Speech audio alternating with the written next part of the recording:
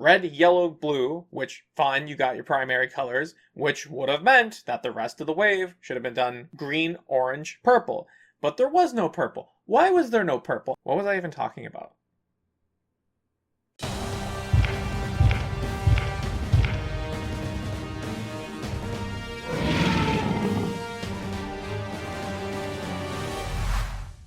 In my previous video where I talked about the minus color Ultimate Godzilla coming from Super 7, amidst the comments saying, really excited to pick this up, or counting down how many units were left, there were still a few folks who were talking about how they don't feel as though they can trust renders when it comes to Super 7 product. And I've seen these comments in my videos, and I've seen it in the comment section of other videos, and I've seen this idea sort of churned by other big content creators. And I think this boogeyman of Super 7 renders being much different than the actual final product has really been overblown and become a little bit of a meme. I said in the video that I wasn't going to sort of give you my impression of whether or not these products are so different than the renders because I'm an affiliate and I don't want to sway your decision, but also because I think that ultimately it's going to be up to you whether or not these things are so different and yet you feel like you're not getting a product that you actually want in the end. And I'll give you an example, my Wave 2 Burning Godzilla Ultimate.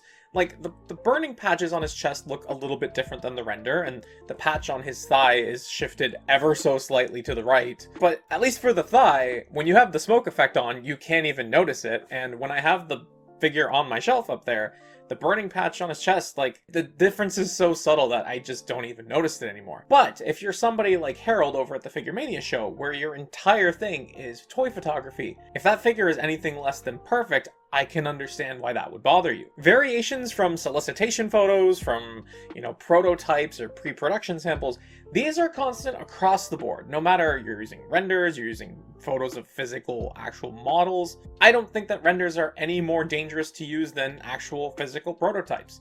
And we're gonna go through a few examples of what I'm talking about. But before I do that, I wanted to walk a little bit through the pre-production process to sort of provide a context of why companies might be using renders, but also to show you where renders enter the process and how they propagate throughout everything. Every company is using renders, it's just a matter of whether you get to see them or not. Some companies like Hasbro will actually use renders if movie tie-in merchandise ships unexpectedly. The example being Ant-Man Quantumania. That movie got pulled up a few months before the Hasbro team was able to actually put together the product, so they solicited it using renders. When Spider-Man No Way Home came out and it was revealed that Tobey and Andrew were going to be in the movie, they rushed together to get a three-pack of the Spider-Men, and they solicited it using renders, and because they were trying to cash in on that market hype, and they were able to do so pretty successfully, I would say. This is not going to be a meticulous, extensive breakdown of what toy production looks like, but I think it'll be enough to get my point across. So the first thing that companies do is they create the 2D concept art of what the figure is going to look like from different angles,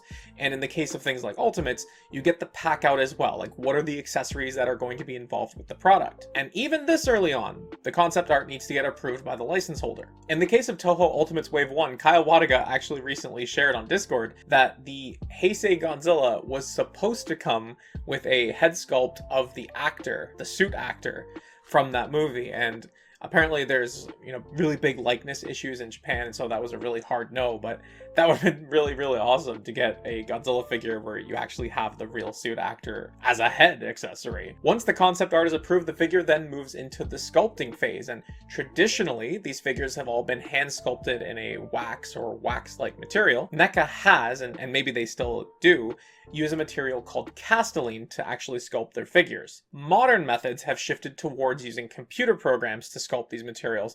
It's just a little bit easier to undo mistakes and to manipulate the files. These digital sculpts are then digitally painted to give the licensor an idea of what the figure is supposed to look like. And then they get to decide to approve it or not. Some companies actually use a combination of digital and hand sculpting.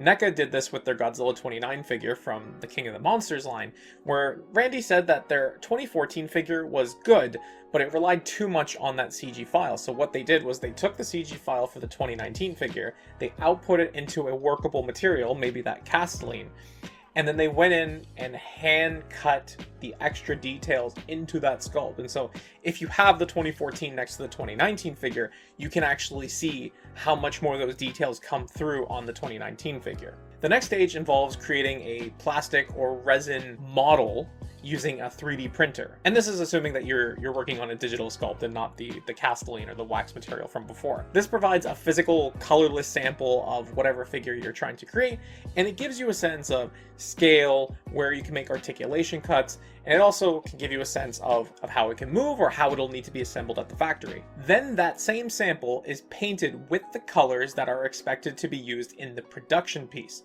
And this results in what's called a paint master. So if you ever hear the term paint master thrown around, that's what this is. And during this phase, companies actually have to work really carefully with the factories to make sure that the colors they're using and that the paint apps that are going to be present on the figure are actually feasible, or that you can do them within your budget and cost for the figure. As they hit the assembly line, there are a few different ways that you can apply decorations to the figures. You can get them hand painted, like some of NECA's stuff. You can get them tampo stamped, or you can get a mask thrown on and then machine sprayed. But whatever you do with your paint master, you need to make sure that the factories can do it. Back in 2022, Super7 solicited a couple of figures from the Major Figure Wrestling podcast. I think that's Major Wrestling Figure podcast, and there was a little bit of sticker shock because those figures were coming in at $75 a pop, which is $20 more than the standard Ultimate price. And the sticker shock was so bad that Brian Flynn actually went on to an episode of the podcast that they were making figures from, in an episode titled "Why Are They So Much Money?" to explain why they cost so much. If you look closer at that Matt Cardona figure,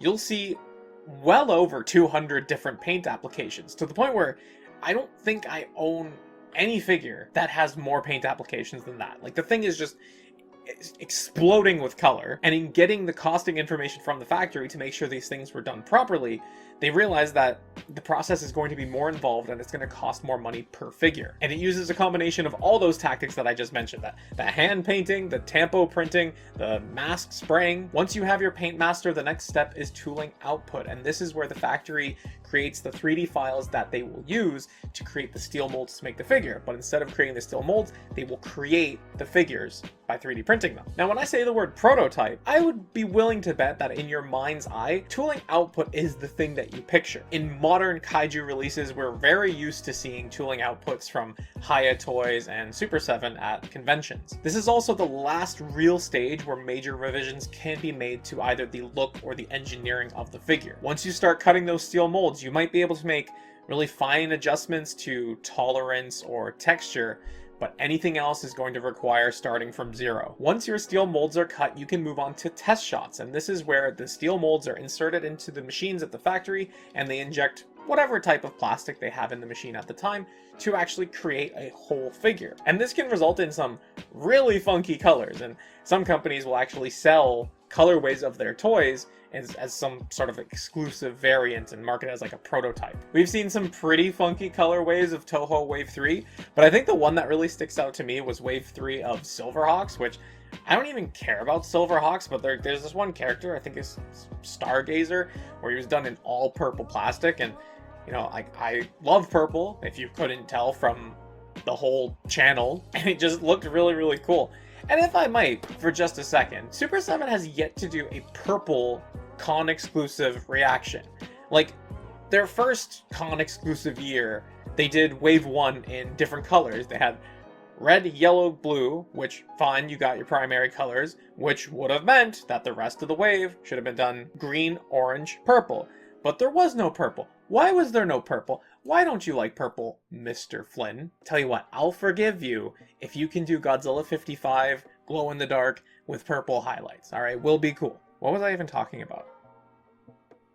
Test shots. So anyway, yeah, you get the test shots with all the funky colored plastic, and you get to test joint tolerances and see how the figure moves, how the figure feels. And at this point, it can come down to like hundredths of an inch on the tolerances. They make a huge difference. But this stage is really about function over form. Once they're happy with the test shots, they can move on to pre-production samples. And this is getting the assembly line up and running and actually coming up with a few units in the final package with all the final paint samples. The company takes a look at how they move, how they look, how they feel. Is the paint right? Do there have to be adjustments made? And even here, they have to show them to the licensor. Make sure the licensor is happy with what's going to be on store shelves. And once Everyone's happy with that.